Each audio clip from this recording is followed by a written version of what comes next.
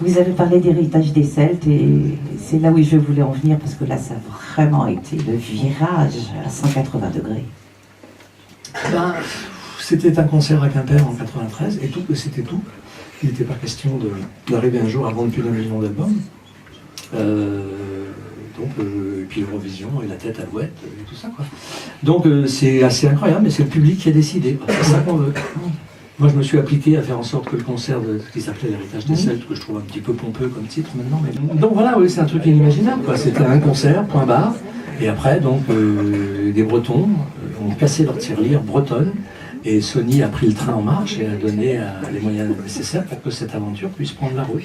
Et c'est complètement incroyable, c'est le public qui a décidé, quoi. Il n'était pas question de faire un disque, c'était un concert et c'est tout. Et puis ça s'est terminé au Stade de France.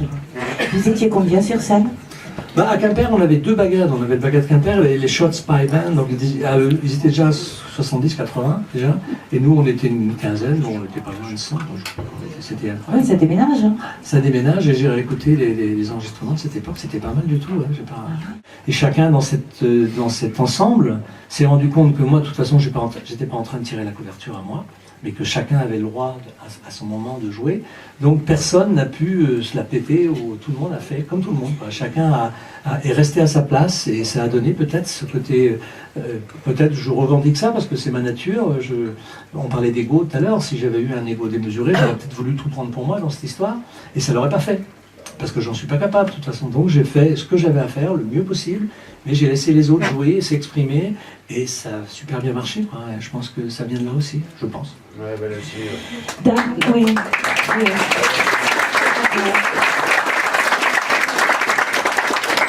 De plus en plus, sauf que j'avance dans la vie, je me sens un petit gars du Moulin à Vert qui a fait des choses. Maintenant, il en fait moins, mais il en fait toujours. Il y a toujours des concerts, il y a du public. Moi, je suis émerveillé d'être encore là après toutes ces années.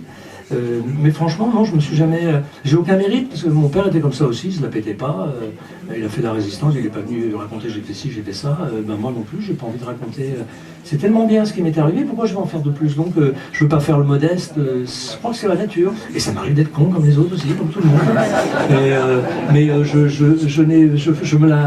je me la pète pas dans l'autre sens, quoi. C'est-à-dire, je fais pas de l'hyper-modestie. Je pense que je suis extrêmement conscient chaque jour de la chance que j'ai d'avoir fait tout ça toutes ces années, d'être toujours là et d'avoir des projets. Et c'est formidable, quoi. Je le disais tout à l'heure, il y a tellement de gens qui en bavent et donc j'ai pas le droit. On n'a pas le droit de gâcher le plaisir qui vous est offert par un public qui vient, qui vous plébiscite, qui vient vous dire merci.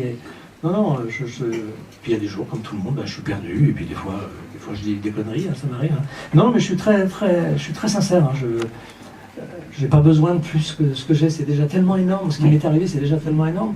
J'ai pas besoin de plus, quoi. Quand je vois certains qui se la pètent, ça me fait mourir de rire. J'en connais. Nous aussi, on en connaît quelques-uns. Alors, on va venir au dernier bébé. Ah si, je voulais quand même préciser, Héritage des Celtes, un concert, voilà. Il y a quand même eu 2 victoires de la musique et le Grand Prix de la SACEM. Oui. Quand même.